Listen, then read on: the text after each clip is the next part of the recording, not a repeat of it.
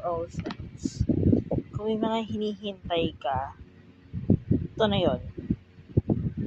Huwag mo nang palipasin. Kung ano man yung mga tagal mo nang hinihintay, pinag-isipan mo ba kasi?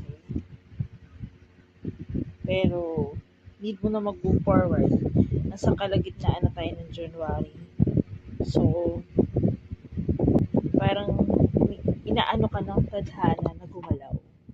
Kasi ito yung kailangan mangyari. Yung paggalaw mo. Importante.